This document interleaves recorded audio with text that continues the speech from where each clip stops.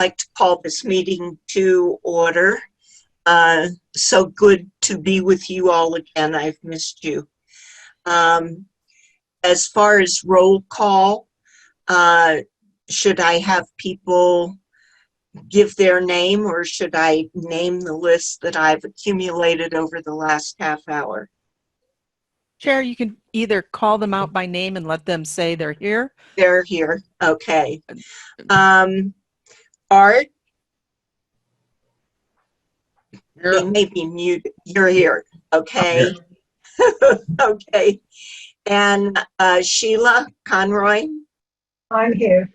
Susan Wallet? I'm here. Sarah? Here. Michelle? First Michelle Cricut? Yes, I'm here. And Michelle Wade? Here as a guest.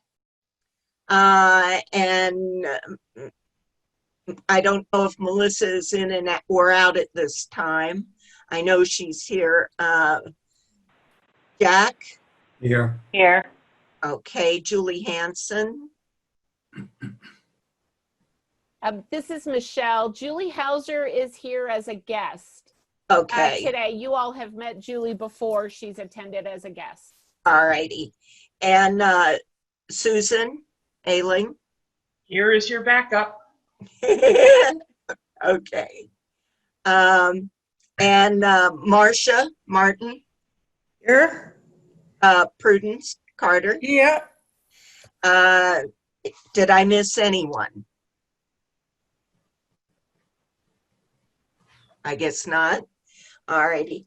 It is my understanding that other than Melissa, we do not have any guests participating today.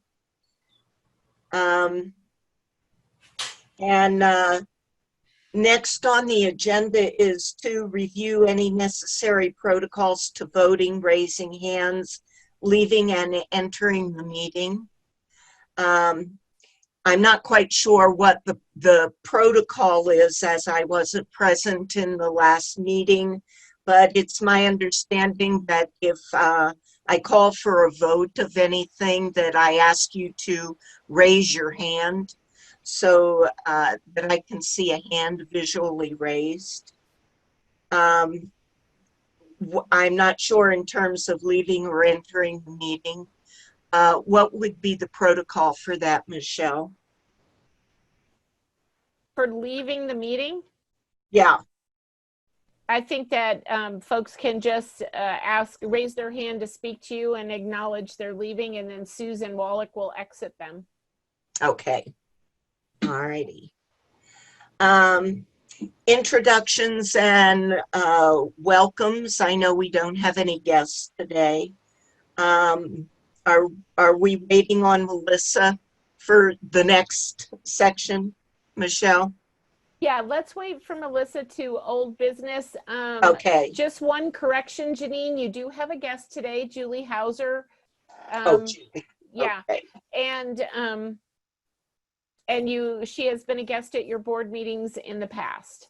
So, Julie, I'd like to invite you if you would like to make any statements.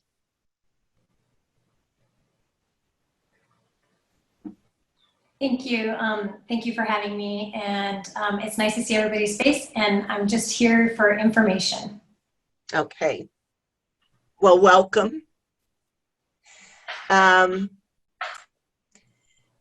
Has everyone had the opportunity to review minutes from the previous meeting? And are there any corrections? Have a correction. Jack? Yeah, I was present at the last meeting. It was left off the minutes. Okay. Thank you.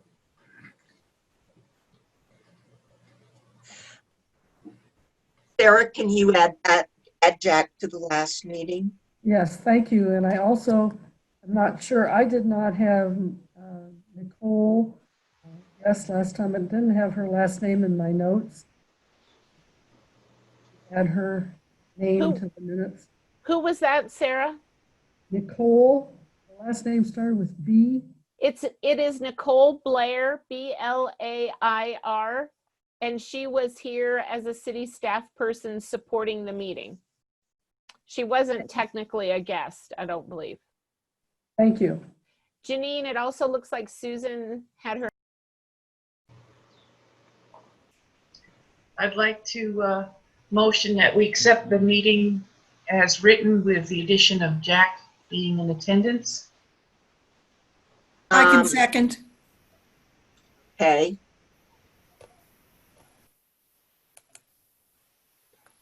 Now, anything else that anyone needs to add to that before we move on to old business? Thank you, Sarah. You did a great job. Okay. Under old business, meeting Melissa Latino, who's our new resource specialist. Michelle, do you want to introduce her? I will, but can I just ask Janine before we move on that you just make sure there was a vote and everybody raised their hand in approval? Oh, I did not do that. Yeah. And then Sarah had a comment. That was Okay. my comment. You've done Oh. your comments, sir. All right. Okay. Can I see a show of hands to accept the minutes from last meeting? Okay. Michelle, we can't see your camera. Are you a yay for approving the minutes, Michelle Kriegut? Oh, there we go. Okay. Okay. I just got through everyone. Okay.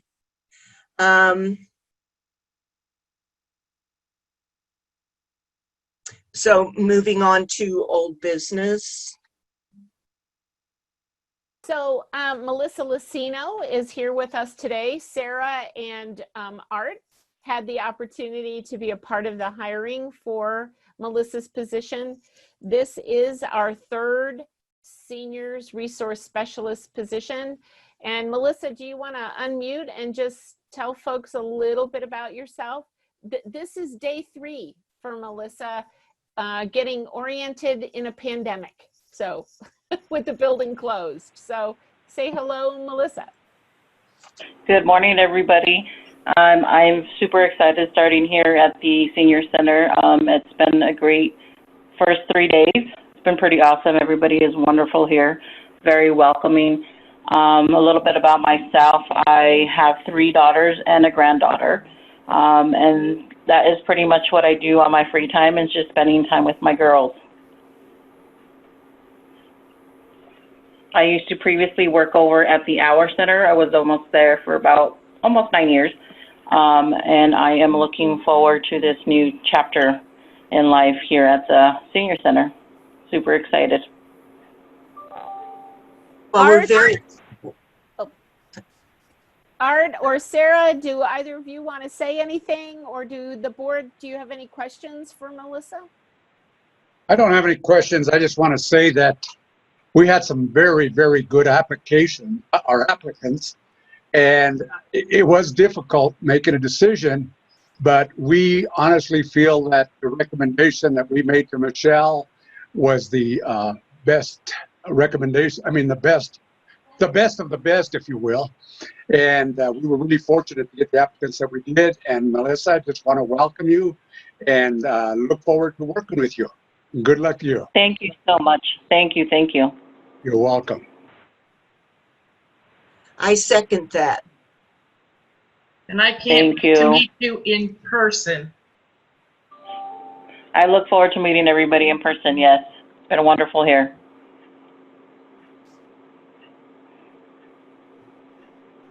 Does Jack? anyone have? Go ahead, Jack. I got to meet Melissa yesterday, I think. I was delivering some Yes. email that I had from the sustainability meeting, and unfortunately I didn't know the full protocol. I didn't realize that the whole building was closed, so I went all the way around the building trying to get in. And then this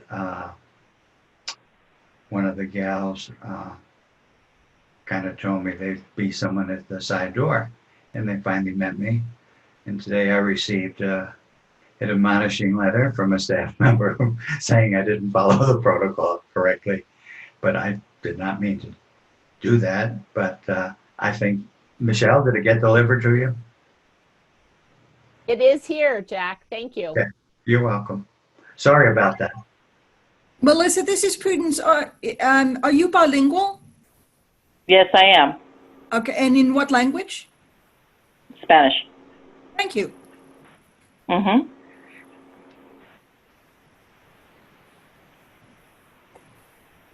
All right. I think Melissa's going to sign off and Okay. continue her training and orienting.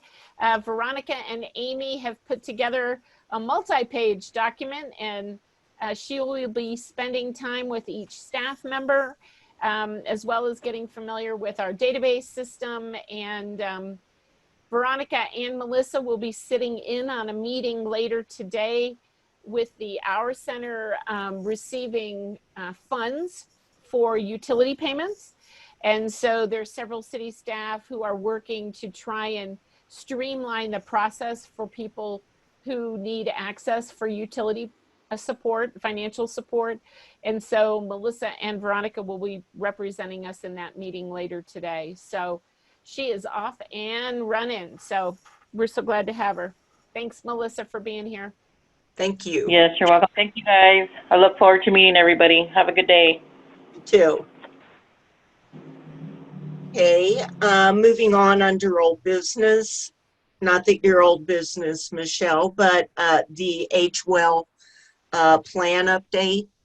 Yes, thank you. So for those of you that are familiar with past plans, we had probably a, I don't know, 8 to 10 page section at the beginning of the plan that really had demographic information. It was the focus of it: income, geography, where older adults were located throughout the county, and age ranges. And we had them broken down into generally 5-year increments, that kind of thing. And so right now we are focusing on making sure we get the demographic information we want in that product. And so in addition to age breakdowns, geography, income, ethnic and cultural background, are there other demographics that you all really feel are important that we should include in that demography picture that we want to make sure we include in the Age Well plan? So it's sort of a current and projected look. So it looks like Sarah has some ideas.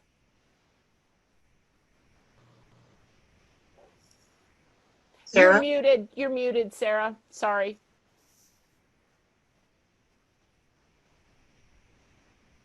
Can you hear me? Yes. Yes. Is whether or not people are employed or retired or otherwise unemployed, is that included? Great. We'll make sure that's addressed. Thank you. Other things you want to make sure that we have included in the demographics section, Michelle? Kind of along those lines, I think this kind of, not only like the static of who's employed and who's retired, but who's looking. I don't know if you can ferret that out, but who's actually, it's a less static kind of perspective of are people looking for work. Well, and I think that we could at least locally look to Workforce Boulder County and ask if they're keeping track of people by age range who are indeed actively looking. I think that's a great ad. Yes, Prudence. I was thinking about, and I'm not sure whether it fits here, whether people are volunteering or not volunteering. Okay. Great. Just to see how people spend their time if they're not employed. Got it. Okay, great. Sheila, I think you had your hand up. Yeah. Yes, do you state whether they're in single person households? Okay. So single with family, maybe look at some different options. Okay. Yeah. Relational. With a partner. Okay. Maybe grandparenting might be something we might include. Okay. Okay. Marcia, from your perspective and as a leadership and policy maker, there are other data points you'd be interested in a snapshot kind of way?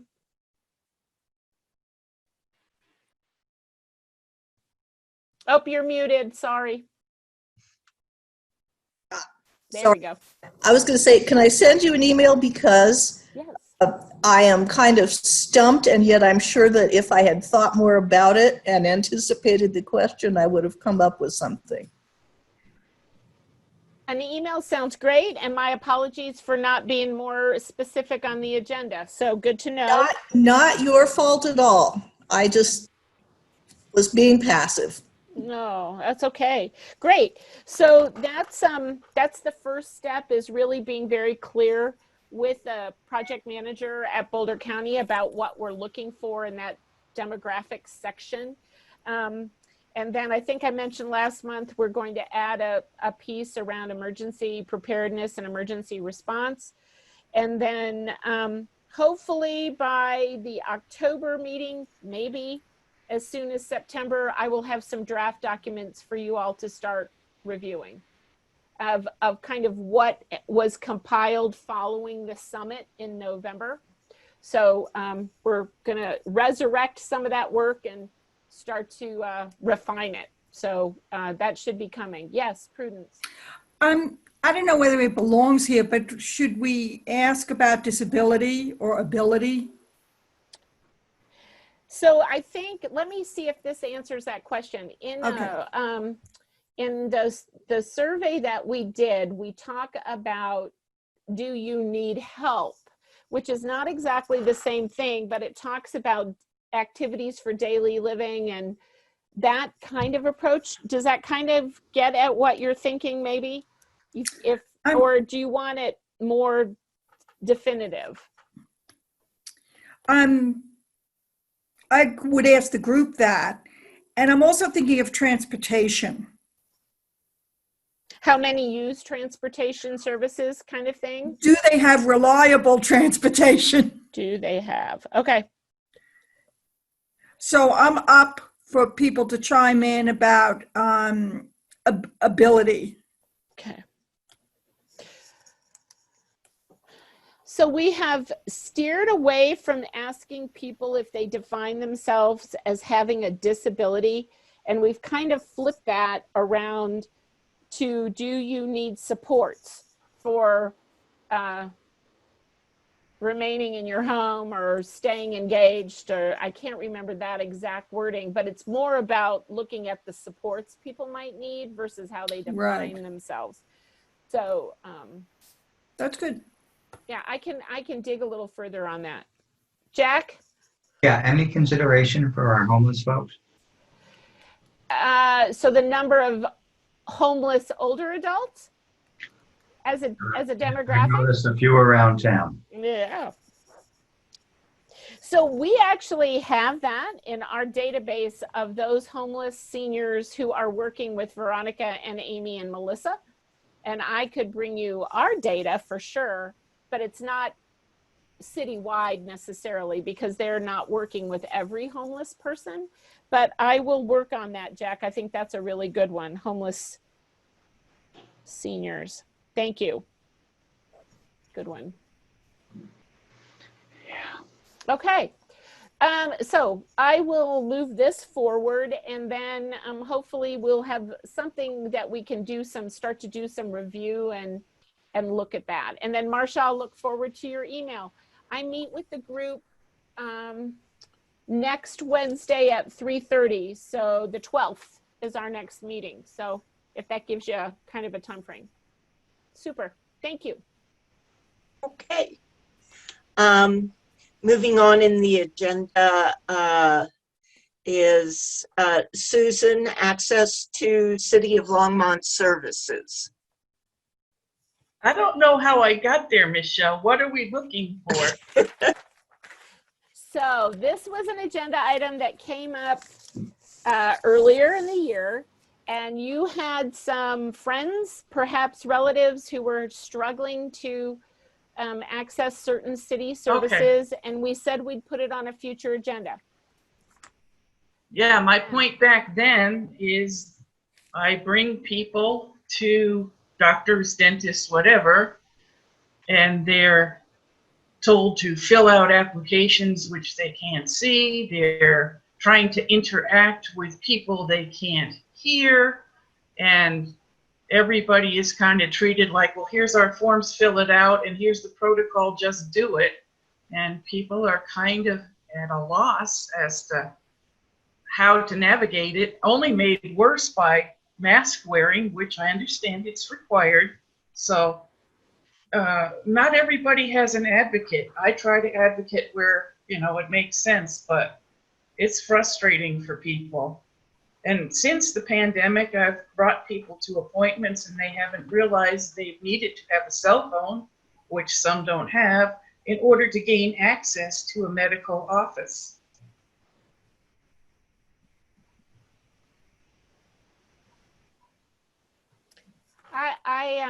Oh, Janine, go ahead. That's all right. I'm struggling with my on and off mute. So am I on? You are on. Okay. I remember and recall that we had that conversation, and there were a few suggestions about what we might do in terms of approaching, you know, certainly medical offices, you know, whether that's through a text, an email, a letter, you know, bringing that to their attention and, you know, asking for perhaps or creating signage for offices. And the signage might be not just for medical offices, but for other facilities, be they pharmacies or even within the city services for the city of Longmont. Is that something that might be possible?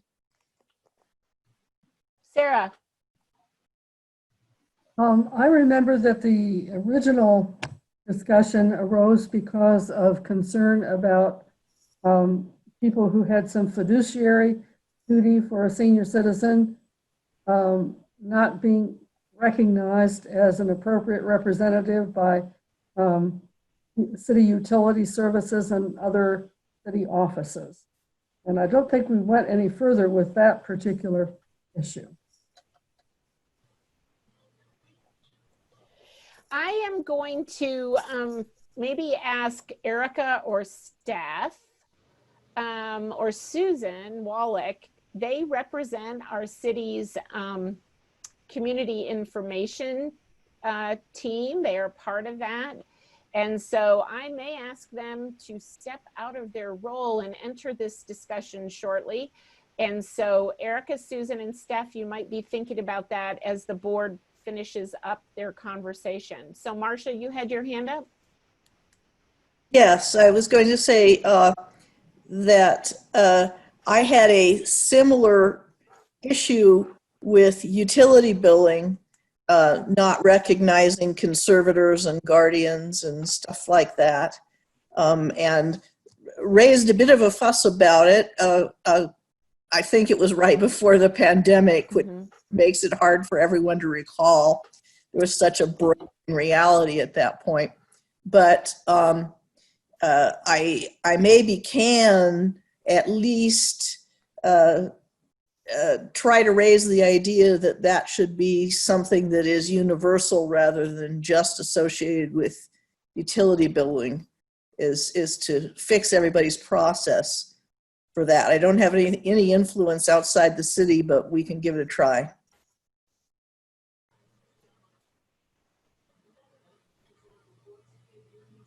Oh, and Sorry, I'm sorry. I needed to finish a thought and I didn't realize it. Is that something that could be in the go? Is maybe to just a little note that would say, if you are or have a guardian or a conservator, please make sure that all the services that that you or your cared for person needs to access are made aware of the situation in advance, so you won't get a surprise when you really need to access the service. Sorry, Janine, now I'm... No, I think that's a great idea. I'm not sure of the process that we can use. And it needs to go, beyond city services, but services in general. And the challenges of people that don't have cell phones or know how to use them, or people that can't hear, are incredible. I know, at least in terms of medical appointments and accessing healthcare. So, I'd be very open to being a part of a group taking a look at that. And maybe Michelle, just to know that, volunteering as a resource specialist, that I'd be very, very happy to give input and work on that. Certainly with Amy and Veronica and Melissa, if you think that would be appropriate. One of the things that Brandy was very involved in was looking at dementia-friendly training for a number of businesses as well as city staff. And she and I have talked about modifying that to really be more focused on customer service, and working with people who have dementia is one piece of it, rather than focusing strictly on dementia friendly. Mm-hmm. And I think with the masks and the hearing piece is really quite challenging. And so, for example, right now we have purchased face shields for most staff, so that and we have permission to say to someone, if they say to us, I can't hear you, we can say, can we take our mask off and communicate? And so we have done that on a couple of occasions. It's also been the shield is another device we can use. If we take the mask off and wear the shield, people can still lip read if they use that as a part of helping with their hearing challenges. So we are also looking at some other tools that we can try to magnify to make sure that our customers and our clients are able to hear. I can talk with Brandy about the whole idea around customer service and working with older adults, and maybe in a pandemic world as well. And Janine, I can certainly put her in touch with you about reviewing that and thinking about that. If that feels like a way to move forward, and like Marcia, I feel like I have more opportunity within city government and city of Longmont than I do the medical community or pharmacies and whatnot. So I mean, we could start there if that feels like an appropriate first step. Marcia, did you want to? Yeah, sorry.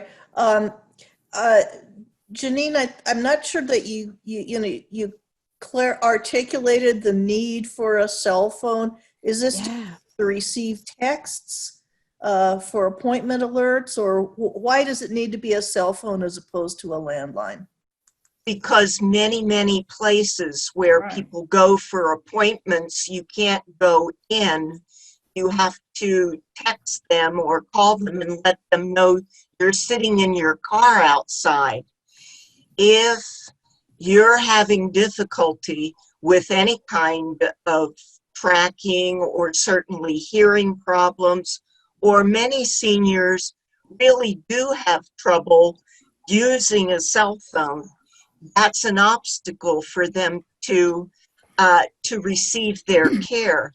And people just don't think about it because it's a very cell phone oriented environment, and it is a problem for seniors. It's a big problem for some seniors. Looks like Prudence and Susan want to add in. Susan was before me, so go ahead, Susan. I just wanted to say thank you, Marcia, for working within the city, and Michelle. I'm the rogue. I can go and talk to doctors and dentists and physical therapists' office and point out that this client doesn't have a cell phone, cannot hear you, can't read your paperwork. But it's a battle that's waged one by one by one, Yeah. and it's very slow. So I think a couple of things. When physicians are not organized within a group situation and they are solo practitioners, their desire to change, and if they're close to the age of the member, is very minimal, okay? Because you're asking them to do something which 99% of their clients don't need. So I'm not sure whether that's I don't think it's a solvable problem. I think it could be managed with an advocate, but solvable, probably not, because you're asking them to spend money. The second thing is that when it comes to mobile devices, cellular phones, I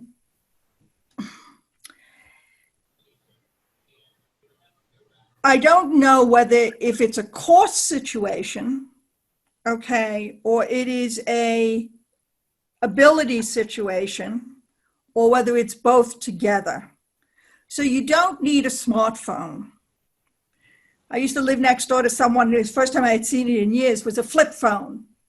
But however, he was older, and he was able to use that.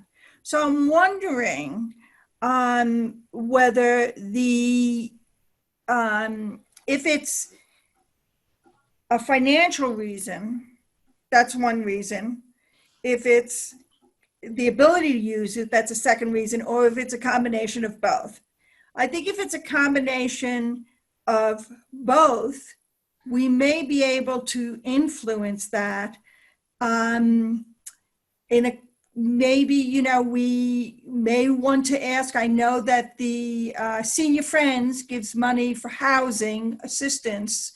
It could be that we get people, I've seen this thing called the Jitterbug. I think it's $9.99 a month. It has fonts this big on the phone.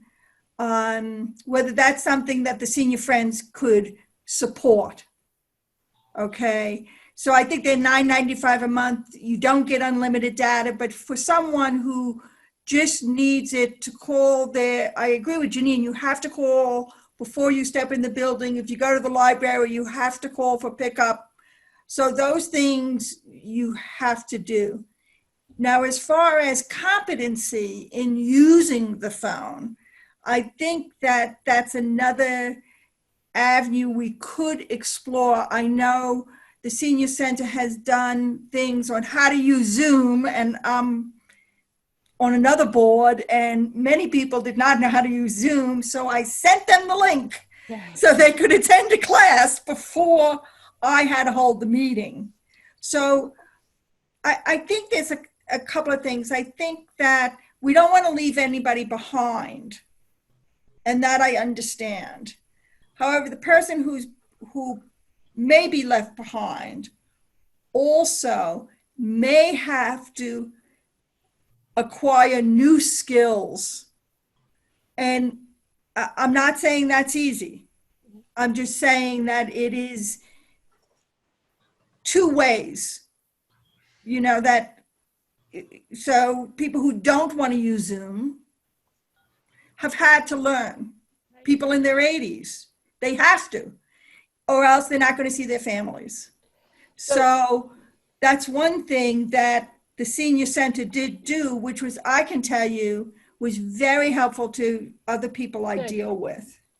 So those are just some thinking, not anything. I'm wondering if we could get any other input in and around that. Did anyone else have anything that they needed to add to or question about this particular issue?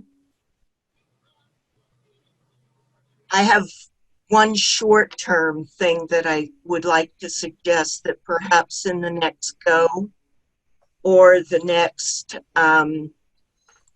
newsletter that goes out from the senior center, that we could at least acknowledge the problem and maybe alert seniors that if they're going to be making appointments, whether they be with the city, with the doctor's office, or wherever, that they let people know that they may be challenged by the COVID requirements. That would at least start a conversation and give people the opportunity to maybe make some adjustments to their routine, whether it involves, you know, a cell phone or not. How do people feel about that? So, Janine, it looked like Sheila had something to add, and then I would like to add something as well. Yes, I was wondering, getting back to Susan, with the obvious difficulty of doing things one by one with doctors' offices and so on, are there countywide or citywide groups of physicians who get together on a sort of like an AMA, but local? And physiotherapists, maybe there are physiotherapist groups, and we could approach them and, you know, kill a lot of birds with one stone. Marcia? I was thinking maybe those of us that are part of HMOs. So I am with Kaiser, so maybe going to Kaiser and saying, hey, have you considered promoting this, and have you got something that takes care of people who have adaptive problems with cell phones and stuff, if that's what their problem is. Now, Kaiser is just now reopening in-person appointments in Longmont, so this would be an appropriate time to alert them, and maybe those of us that are within different groups could do that as well. Doesn't fix private doctors.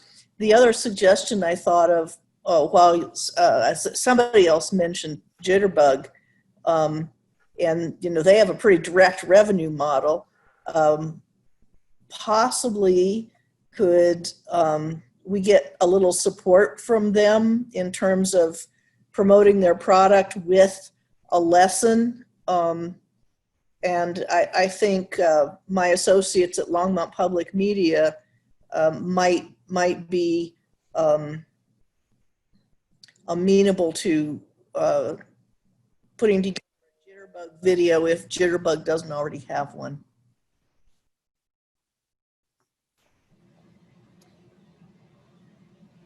So I just want to make a couple comments. One is that we are talking about the Friends putting some funds towards technology, including tablets or access in that way. I think that we need to broaden that and think about smartphones as an option, and then that could be some of what Prudence is talking about in terms of that. I do think that is something that our resource specialists could be talking with their clients about, around access to technology more. That's probably something we can start to provoke some data gathering on an individual basis. I am wondering, Susan Alling in particular, if we had a cheat sheet on tips for serving older customers successfully, would you hand that to those medical providers? Sure. Okay, well I'm going to talk with Brandy and sort of play that out a little bit. And I'm sure Erica, our marketing specialist, might have some ideas about that.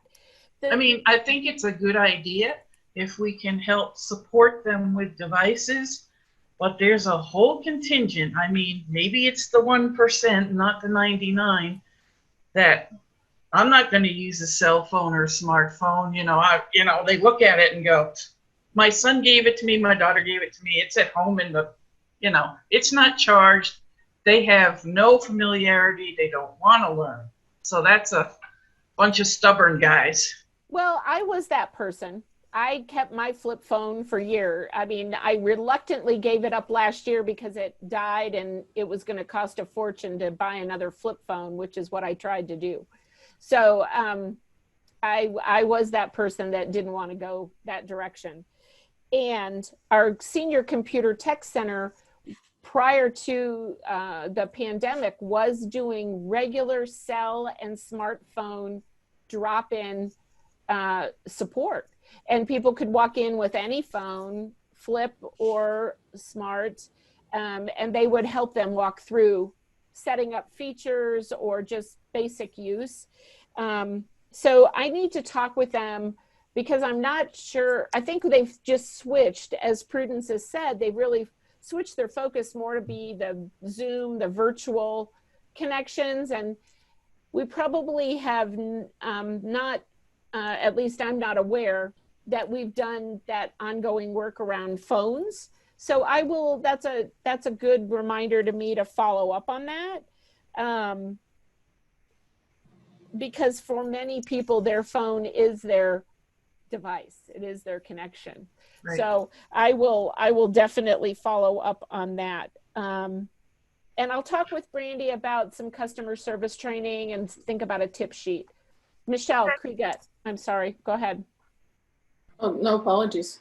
I guess I just want to, it kind of feels like a hard line to walk, but really making sure that we're supporting people who are we think there's a chance they're going to embrace it and not be spending money on people who it's just not going to go. It's kind of like, the kids who bought phones for their parents or parent. And I just want to be cautious about that there will be people who will probably never adopt it and make sure that we respect that. Absolutely. And not, spend resources on it.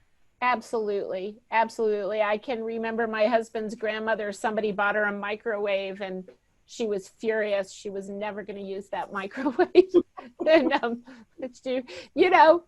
some people just have their thoughts. Sarah.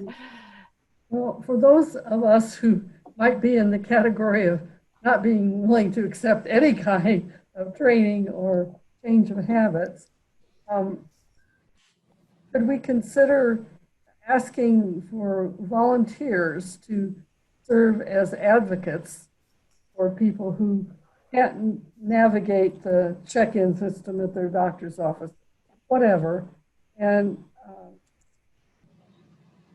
pairing a volunteer advocate with a person who needs that kind of assistance? I think it's something we've talked about off and on for years as a healthcare advocate. Specifically, originally we talked about having somebody who was bilingual and bicultural volunteers be that healthcare advocate and navigating systems. Maybe that's a post-pandemic. I'm trying hard to visualize doing that right now, but I absolutely agree, Sarah.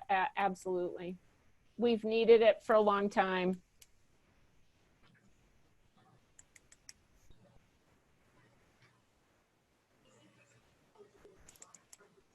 I think that's good for this topic unless anybody has other thoughts, and I will report back in September.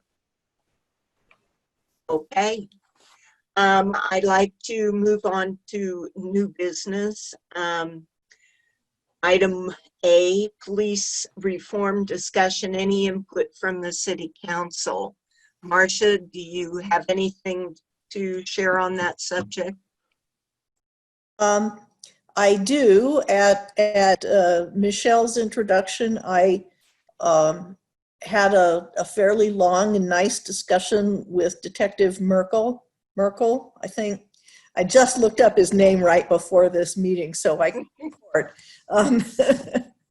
And he had a lot of interesting things to say and made a couple of introductions for me that I have not followed up on yet.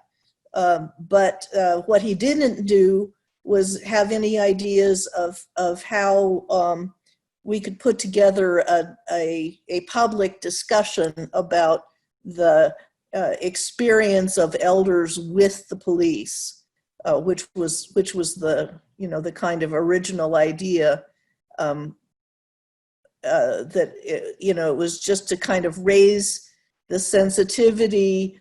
We're going to be doing at some point a review of policing best practices, as well as what should be input in terms of hiring the new chief of police. And so I don't have a lot of progress to report in terms of private citizens who have either positive, neutral, or negative experiences with interacting with either code enforcement or actual police. That's hard, and so I haven't got very much progress to report on that. Again, if anybody has somebody that just because of what their needs are, or because of their lifestyle, because especially if they are a caregiver who maybe has had someone had police interaction with their cared for person who has dementia, it seems like an area of sensitivity. I would love to speak with people who can speak to that subject, whether or not they're willing to go public with it, just in terms of being sensitive to the matter. And I see Jack has his hand up. Yeah, just like people that have psychological difficulties, some police forces in our country that are a little more advanced than others have these sort of quasi-professionals go along with them on a call. And maybe when it comes to seniors, I'd be one that would be happy to be part of a group that would go along with a police officer to try to, shall I say, help with the problem of a senior. And I personally think it's a great idea. It could be done if we want to do it. Yeah, Longmont actually does have a co-responder program. They are mental health professionals and specialists in drug crisis situations. And usually those are for really elaborate situations where where somebody is really disturbing the peace or really a danger to themselves or others. We have a different situation, I think, where somebody's wandering the streets and they're picked up and they have dementia and they're not causing any trouble, or the police are looking for them, and you can't have a co-responder with every single patrol car. Sure. So the additional situation of just sensitivity training of recognizing dementia, just like police get into trouble when they can't recognize autism. And so that's kind of what I was driving at. But I do think the idea of volunteer program is really good. It looks like Janine and Art and Sarah all have their hand up. So Marcia, why don't you just sort of facilitate the discussion? Happy to. I'm not sure who was first. So let's start with Sarah, because you're at one end of my screen.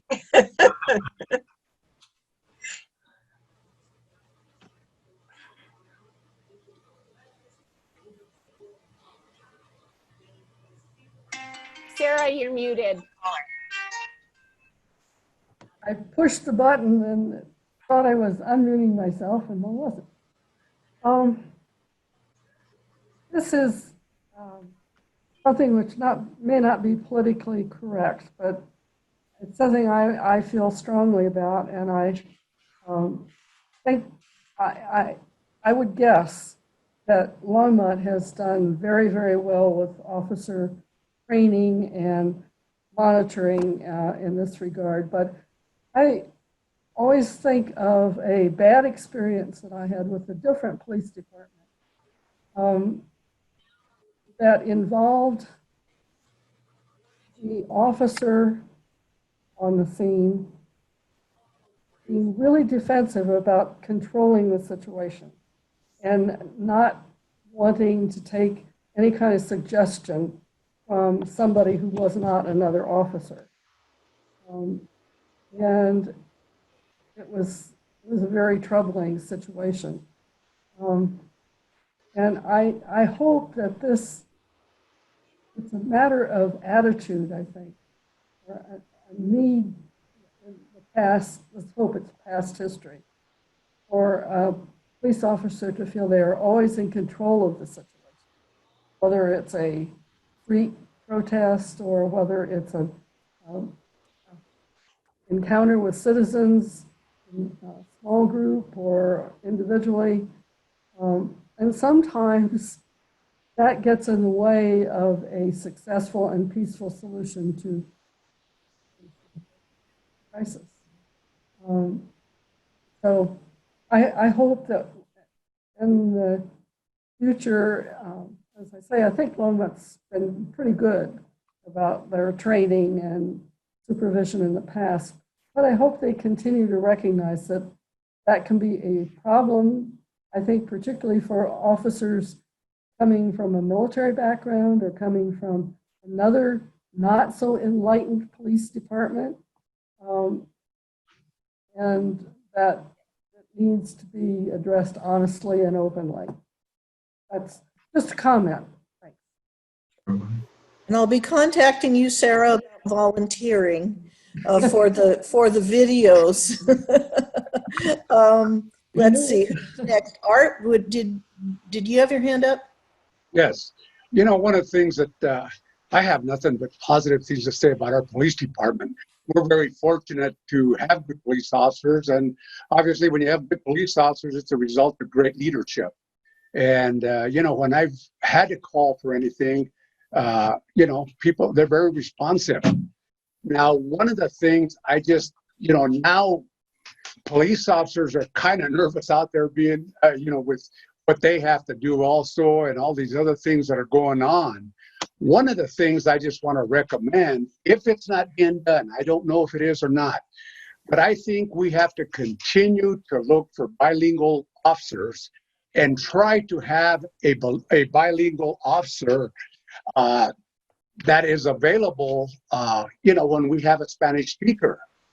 The other thing, and I know they've done some of this, is some bilingual training, especially on some terminology like raise your hand, get on your knees, freeze, whatever. Because, you know, sometimes if a police officer goes to somebody that's Spanish speaking and, you know, they know that the police officer, the first thing they want is your ID, that they may be reaching for their wallet, not knowing what is going on. So this is just, like I said, I haven't had any complaints about this. I haven't had any issues, but I just thought, you know, looking at this before something does happen as a result of the communication skills or the being bilingual, etc. Very good, Art. I'll be contacting you too. And so I think it's Janine and then Prudence. I just wanted to say that at this particular point in time, law enforcement is taking a look at policies and behaviors and training, and so it's a very good time to look at behaviors towards all groups of people, including senior citizens. And I am assuming that, you know, as Longmont takes a look at their particular organization, that they include some community or have community input, not only for people to express both positive and negative experience, but also to perhaps have some positive impact for change. And I personally would be first on the list to volunteer for that, because I think that we're very lucky in our community, but we do have some work to do, and it will be a part of the process in the next year or so. I know that. Okay, and anybody I haven't specifically tapped who wants to email me, you've all got my email, because I am looking for senior volunteers to have a public discussion on this and prudence. Okay. Okay, Great. Art, I want to thank you for bringing that up. It was on my mind before you spoke. I was wondering if we could use one of the cultural brokers to help the monolingual Spanish community understand what an officer is telling you and understand what the officer's role is. Because they may not know. You know, as Art said, reaching the pocket could be misinterpreted. So if you can't get Spanish-speaking police officers, can we flip that around and say, can we outreach to the monolingual community through our cultural brokers like Carmen Ramirez's office to help the community understand?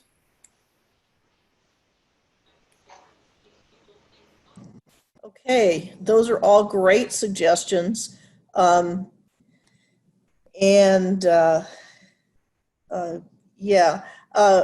I had a question for you, which is you said that you have had occasion to call the police, which is, I mean, I have literally never called the Longmont police force, emergency or non-emergency.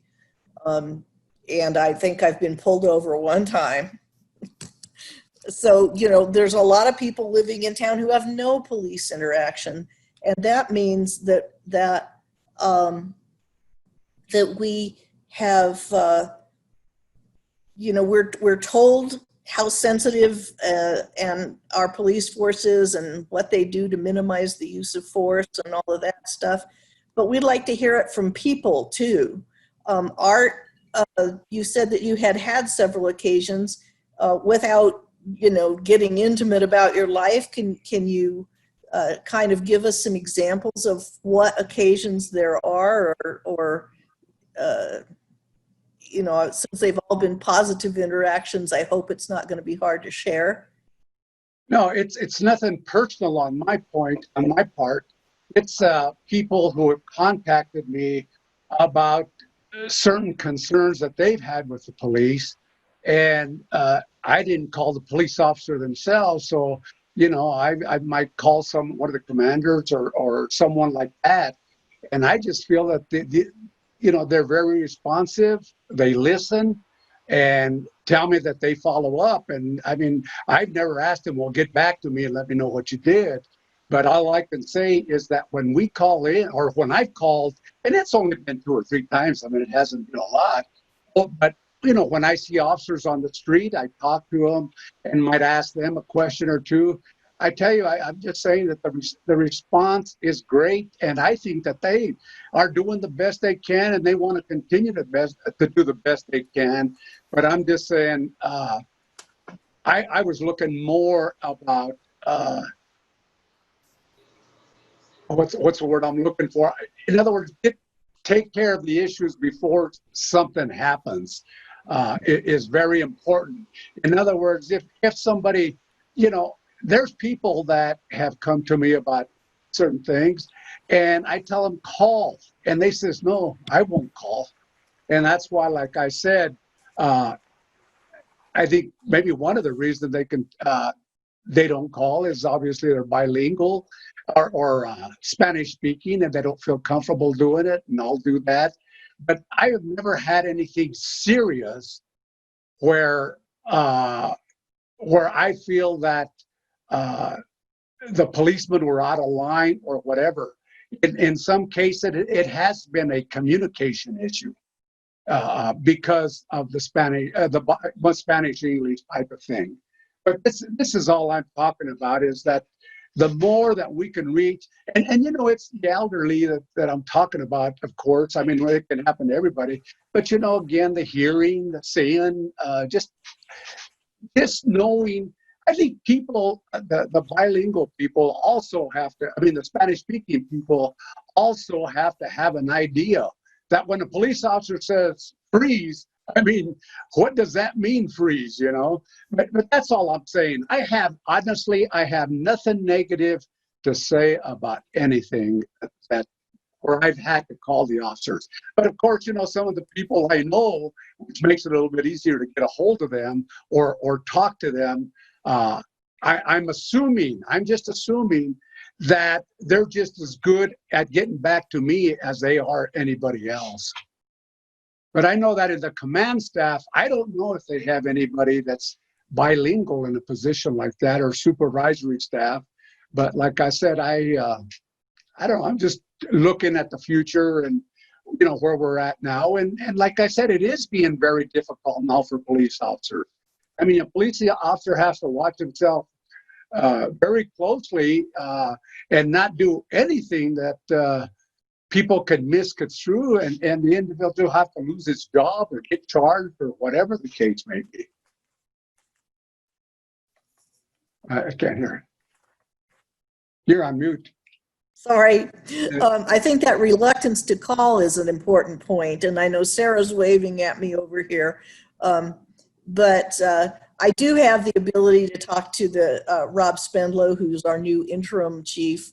And so I'll try to get some stats about, you know, is the person on the phones always bilingual, you know, et cetera. I know they've got some translation services online, but those are, most people don't know about them and they're hard to access and so on.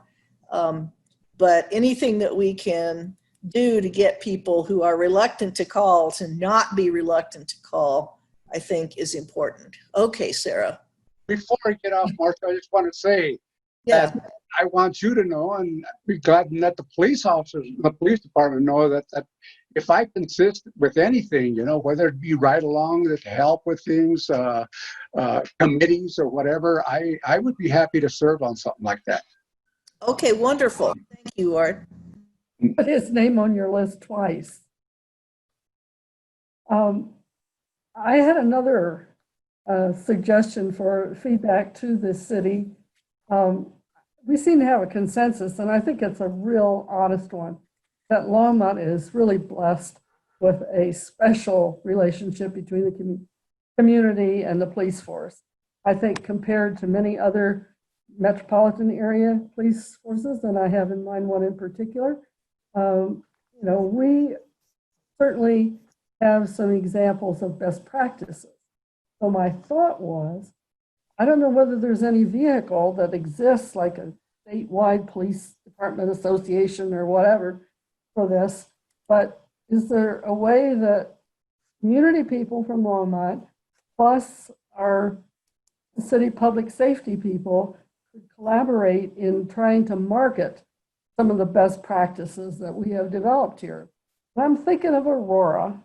I cannot imagine that, you know, 3 months after George Floyd's murder, that there is a cop on the planet that would have done something like they did with those kids the other day, that they arrested, put in handcuffs, and had them face down on the pavement. I just can't believe it. And I know that city is going through a transition of management right now in the police department. And they've got a lot of stuff, I think, to deal with. But if there is a way we could help other communities, and particularly in the Denver metropolitan area, because we're part of them, and say, you know, we've gone through some tough times a couple decades ago, and we pretty much have worked at solving our problems. and have had some success, and here's what we did. And you might want to try it. I don't know. Think of that idea. Yeah, well, actually, I do know that we have a few people who are evangelizing Longmont. Jonathan Singer is one of them. And I think it may be time to talk to Jonathan about what he's going to do next, since he did not win the county commission election. But that was something that he believed in really sincerely, you know, just like the Colorado Secretary of State is evangelizing our voting system now. Yay! Yeah, when you succeed, you've got to evangelize it. Well, this has been a great discussion. Has anybody else got anything to add? Because I will probably, it'll take me a couple of days, but I would like to follow up on some of this. In fact, maybe Michelle Waite or Janine, I'm not, which would be most appropriate. It might be better if I made a plan for a meeting about this with the, would it be more appropriate for the chair to share that as opposed to me organizing it, or is it just okay for me to do it as a private individual who is interested in making a community contribution? What do you think? I'm very comfortable with you doing it. Michelle, what do you think? I have a couple options. If I don't know what your time frame is, Marcia and the board, if this is something you want to do, but it's probably important to check in with Harold. I would need to check in with Harold, our city manager. You could certainly have a meeting as a part of just outreach to older adults around public safety as a broad topic. And we are planning September, October, November. We could do a combination virtual or in-person maybe meeting. But I think that I would want to touch base with Harold and see what his overall plan is for refilling the police chief, public safety chief position, as well as looking at the whole reform. Mm-hmm. But Marcia, as a city council person, if you wanted to run with this and had some support from the rest of council, then I could make the building available. I'm not sure which way to go, I guess is the short answer. Yeah, well, and my answer to that is that I'm not going either of those ways. Okay. Harold knows that I'm interested in this. I know that he is putting together a process for community involvement in vetting of the new police chief, and also I think in developing requirements from the community for what kind of a person this should be. But that's his prerogative, and I am not trying to get into the middle of that until asked. So that's not where I'm heading at all. And I just, I think probably you know this, Michelle, Harold, with his job description, could just haul off and hire somebody without asking anybody or doing any community engagement. He has that power, but he's not going to do that because he's not that guy. So no, I am doing some community discussions as a private person who is comfortable with the media, and who I hope maybe people trust because of my public position, but I'm not doing it as representative of the city at all.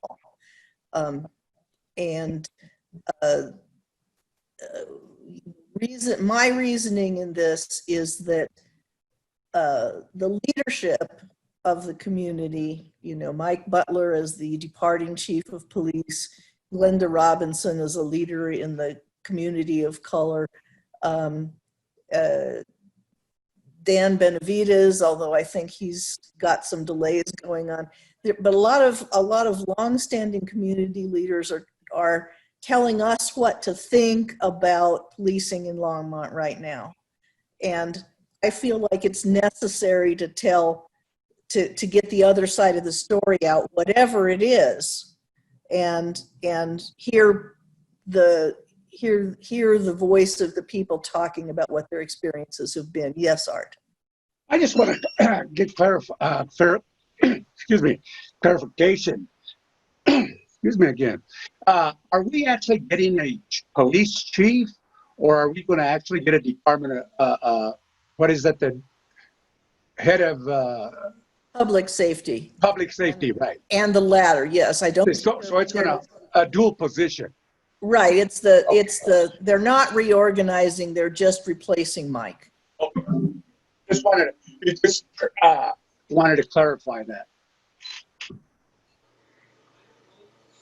Well, I would like to, Marcia, be a part of, or at least have a meeting with anyone that is interested in participating, to just put together and express experiences and any concerns that we in the senior community have, that might be important to share for whatever they are doing in terms of looking at public safety and processes within the police department. I think this came up with concerns in those areas, you know, not that we're dictating anything, but that as an informational, give feedback and experience kind of thing. Okay. I think that's fine. And as a private citizen, I am just interested in contacting some people. Mm-hmm. And it does not limited to this board in any way. So, you know, if you have friends, relatives, somebody who has an experience to share, or, you know, like Art is helping in the monolingual Spanish community and has experienced people who aren't comfortable contacting the police. You know, those are important things to know. And you know, can be public or not public, you know, just let's see what we can find out as from the grassroots. And so I'm very glad to have the opportunity to talk about it. I don't want to take up any more of this board's time with it because it's just one item. Yeah, I do think it's important to begin the discussion at the community level. Do we have any other comments, questions? Okay. I'd like to move on to new business. The Fall Go input. So we are going to be producing a September, October, November newsletter. It will come out late. We will probably reduce the number of print copies that we did for summer, but we'll also make sure they get out to the appropriate senior residences, senior communities, some of the city buildings that are open. And again, it will be, the bulk of it will be on virtual programs, with the hope that and the identification of some programs that might be a combination of virtual and in person. We're moving towards hopefully opening in September, and that kind of depends on making sure we have enough staff to manage the numbers of people in the building, the sanitizing and disinfecting that needs to occur. Meals on Wheels is not planning at this time to resume dine-in lunch until probably January. So that will mean that we'll kind of hold the dining room for them as a staging area and what they're doing for preparing for all those home deliveries. Robin has looked at how we can actually open up some of our drop-in groups, current events as an example. So you might have to call and actually reserve a chair in those drop-in programs, and then we'll have staff who are checking you in and out. Megan has talked with some of our drop-in group leaders like Tom McCoy for current events, Rick Fitzgerald for Friday Civic Forum, to see if we can do a combination virtual and in person. So the staff will be wrapping up fall programming by the end of this week, and then we'll start to put that fall go together. And I will include some of the items that were mentioned today as suggestions to include in the fall go. If you have other thoughts about the fall go, you can certainly say it now or shoot me an email about that, and know that our time frame is really going to be wrapping up. I will be sending it to the editor by Monday, and that's kind of where we're headed.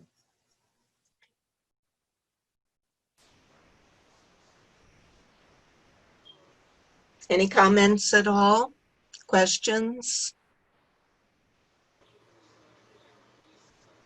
I'd like to move on to reports.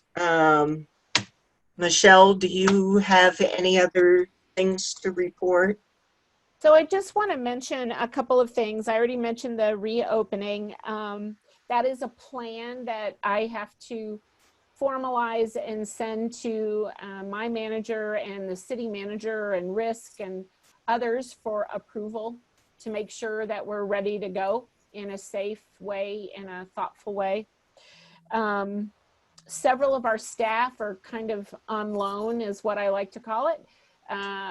Monica Bautista has been working over at the Civic Center, and Martine Hernandez has been working at the Recreation Center, and Griffin Gastel, our afternoon evening custodian, has been working at the Memorial Building. Shortly, Monica and Deanne will be over at the Longmont Housing Authority Administration Building, helping with a project there. So we will need to bring all those folks back to open the building. And so we have been really focused on making sure people had purposeful, meaningful work, supporting the overall organization, and we'll be looking at bringing those staff back when we are ready to reopen. We will be launching a series of casual chats in September, and Brandy is working on with Megan on that. And again, really, I think the focus for the fall is many of us, you know, are really hearing from older adults that the isolation is really, we hit our point, we're done. And so we're really looking at different ways for people to engage. Monica and Veronica have had really some good success reaching our Spanish-speaking customers using a bridge phone call system.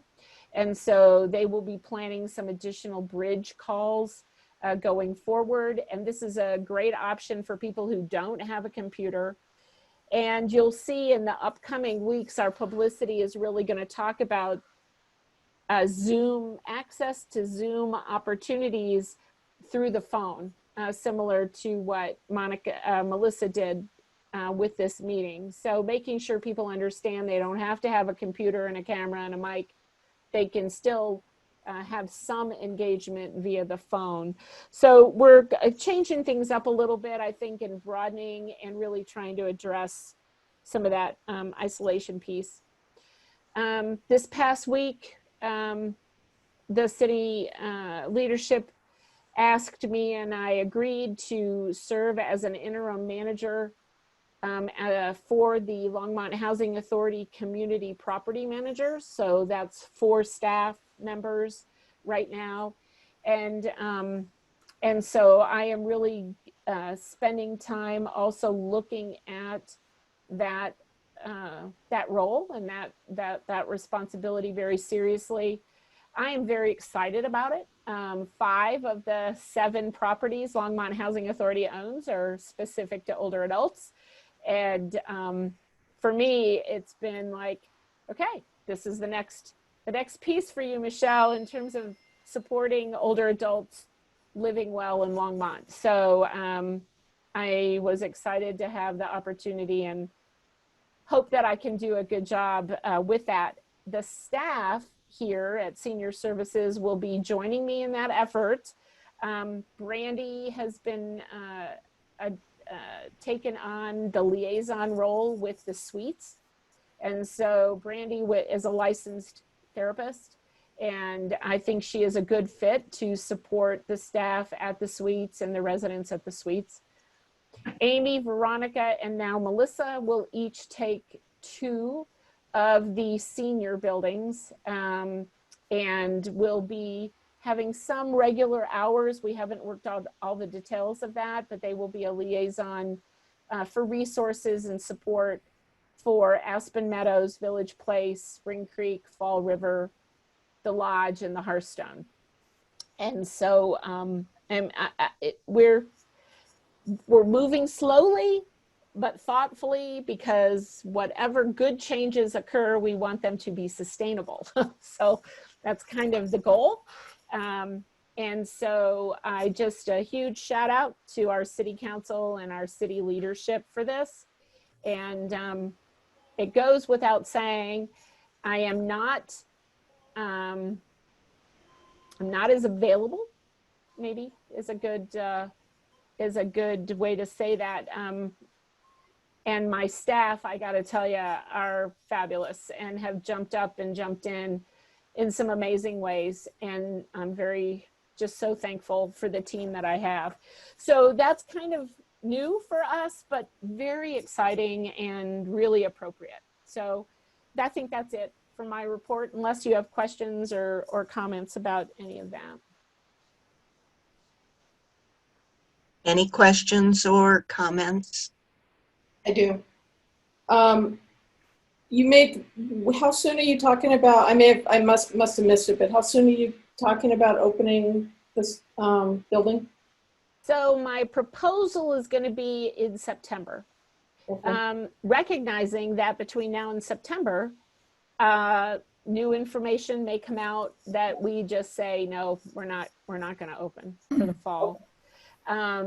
The spikes piece in recent weeks has really caused us to be more mindful about that. And we are really trying to attend to whatever guidance we're hearing. And what we know with the museum and the recreation centers is that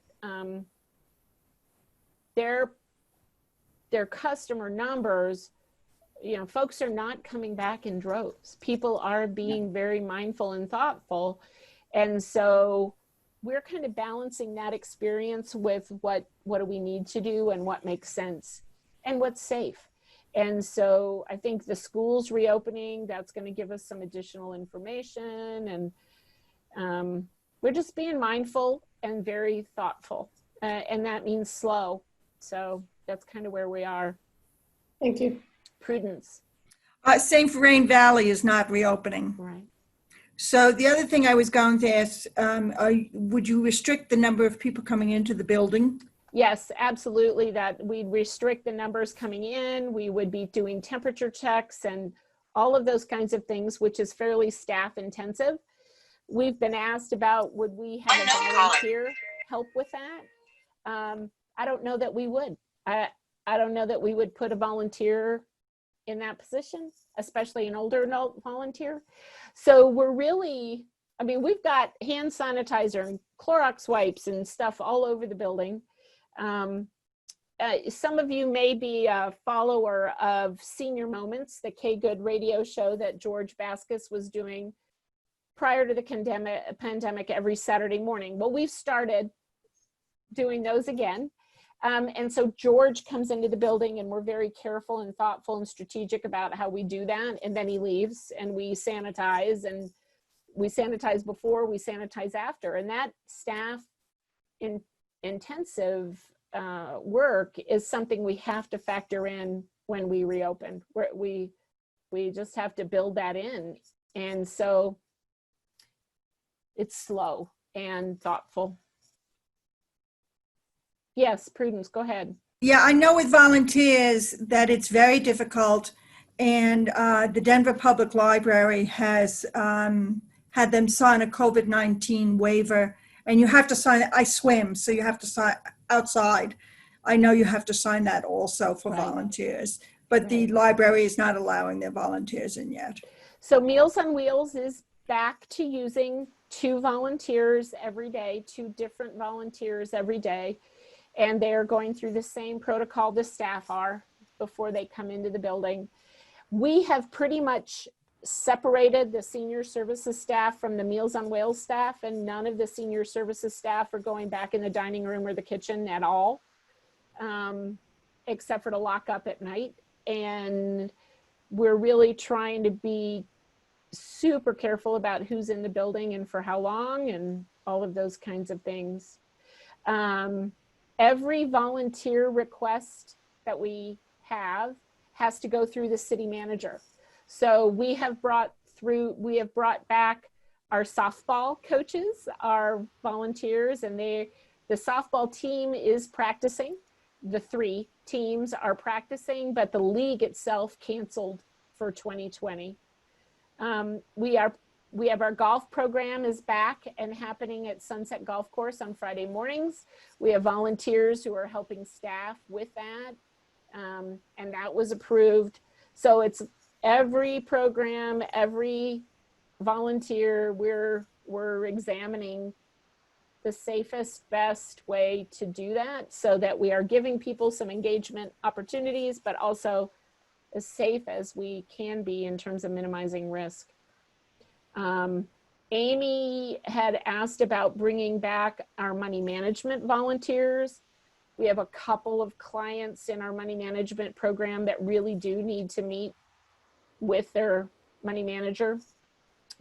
So we have a whole protocol to process and a bucket full of sanitizing products and face shields and masks and et cetera for folks who are doing that work. So again, slow, thoughtful, planned, and approved. I mean, we are regularly talking with our risk management folks about that, what's happening and what we need to do. So it's not quick. Yeah, Jack. Are your senior golfers and baseball players using masks? So there are rules at the golf course and there are rules at the softball fields about when you have to wear a mask. The softball has rules about how many people can be in the dugout. If you've been watching the Rockies the last couple of, this last week. That's been great, yes. Yeah, it's been nice to have that. So anyway, so we are following those. Similar to what Prudence said, they're signing agreements around COVID. They're signing waivers when they practice, when they golf. At the golf course, I think you have to wear the mask from your car to the first tee. And then when you're outside and golfing, it's this, keep the social distance.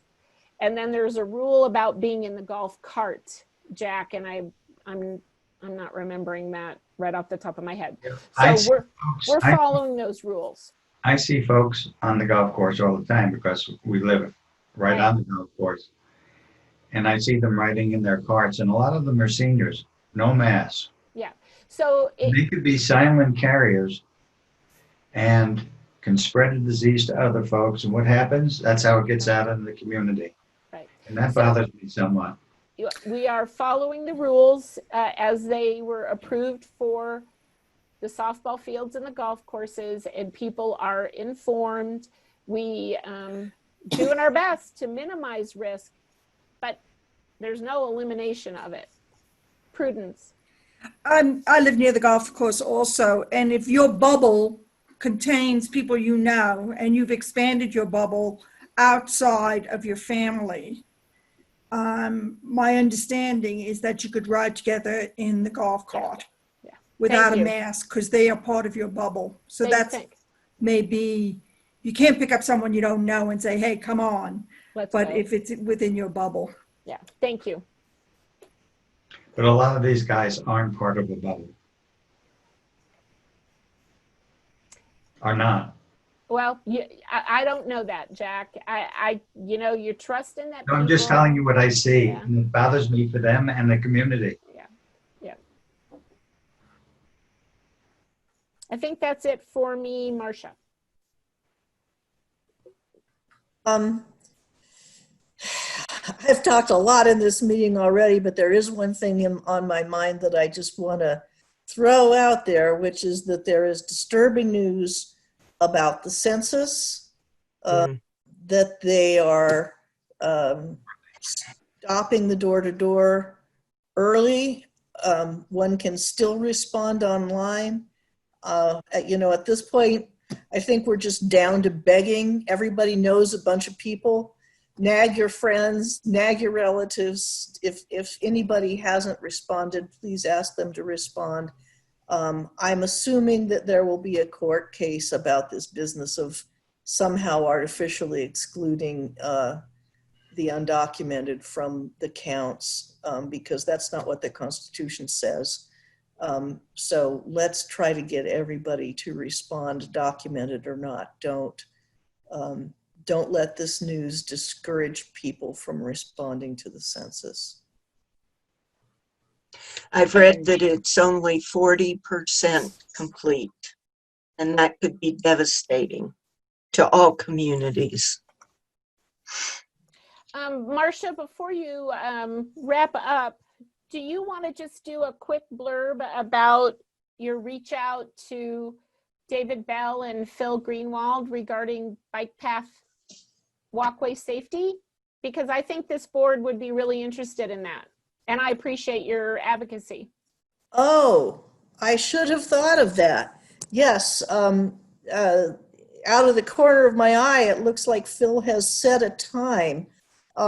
He's going to have, I have had several complaints about older adults trying to get their exercise by walking on trails and sidewalks, which is really the only safe option, completely safe option available to us, being run down by bikers, by young people on scooters and skateboards. And we're having a brainstorming session on ideas to try things that are within the realm of possibility that we can do to either raise consciousness of people who are moving faster on wheels, or you know, change the rules, do something. What can we do to make our trails, sidewalks safer for older adults? So anybody who is interested in that, Prudence, sounds like you are. Well, I have to say I was surprised, because I bike ride, that they don't have written on the bike trails, walkers to the left, bikes to the right. That is done in most cities, and that allows people to understand where they should be. So that's like you get the city easy fix, paint, walkers left, bikers right, or however you want to do it. But they could look at other cities, because that's how it's done. So that's one suggestion. Yeah, it is one suggestion. I think at times the trails are so crowded that's a little hard to enforce. But you know, bikers need to understand that you know, a bell when you're only 10 feet behind, or a, you know, on your left call when you're only 10 feet behind. Sometimes those walkers can't get out of the way fast enough, and I would be one of them.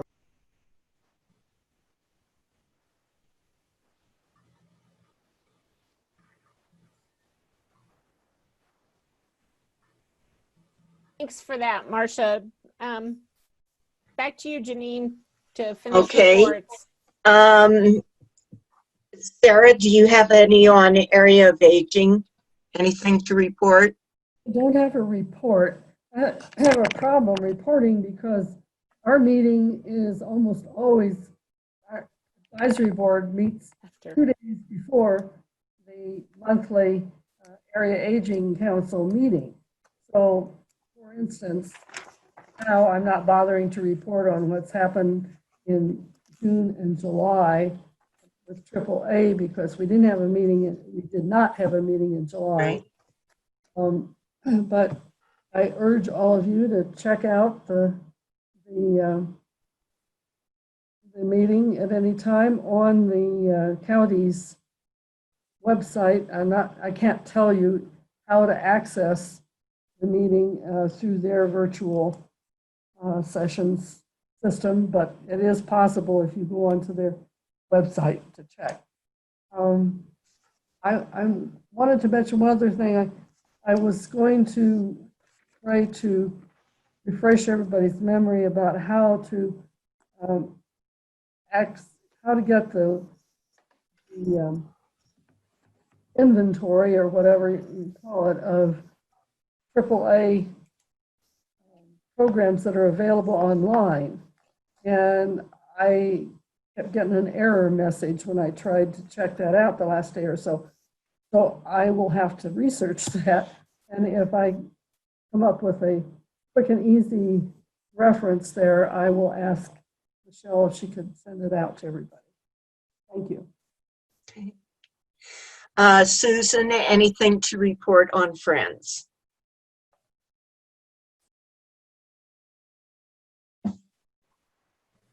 They are still in the process of transferring all funds, accounting for checks that have been outstanding, watching the income. They're working on a annual, what do they call it? The campaign for soliciting funds, usually towards the end of the year.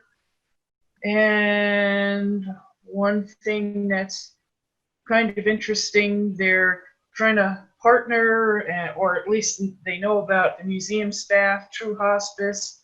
They're putting together some kind of program talking about a memorial, not just for people lost during the pandemic, but for the loss of connection and, you know, losing people and not having closure, that kind of thing. So just loss in general.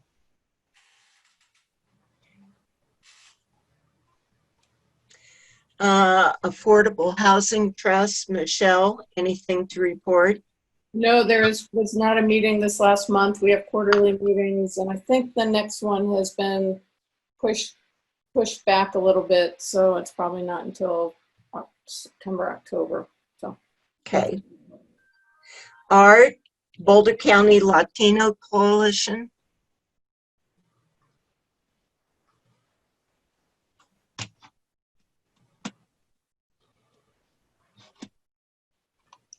They have not been having regular virtual meetings or anything else.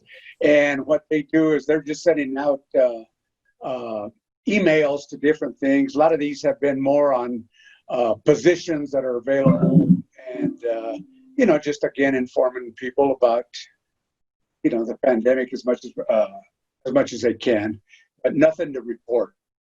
Okay. Longmont Economic Development Partnership, our participation is quarterly, and that's going to happen this next Monday evening. So I have nothing to report this time, but will next month. Sustainability, Jack, anything to report from them? Yeah, Lois is on maternity leave, and her able assistant is having a virtual meeting. It was supposed to be at the senior center this coming Wednesday, and it will be a virtual meeting instead. I did bring over to the senior center some notes from the meeting in June, and she will be making copies, hopefully, and one of these months we can give them out to each of the members and they can find out in depth what's really going on. mainly talking about business community participating in sustainability. That's the of most of the stuff going on. And I'll let you know next meeting what's happening this coming August the 12th, which will be a virtual meeting. Jack, I will scan those notes in and then attach them to Sarah's minutes.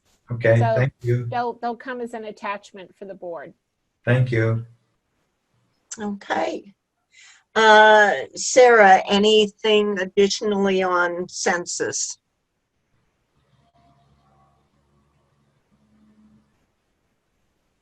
No.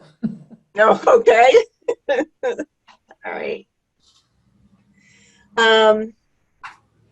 For anyone with any closing statements? Any other agenda items that need to be addressed? I would like to hear a motion to end our meeting today, if anyone had. Sarah? Just one question. Are we no longer requiring public invited to be heard in our agendas? We had no public participation today.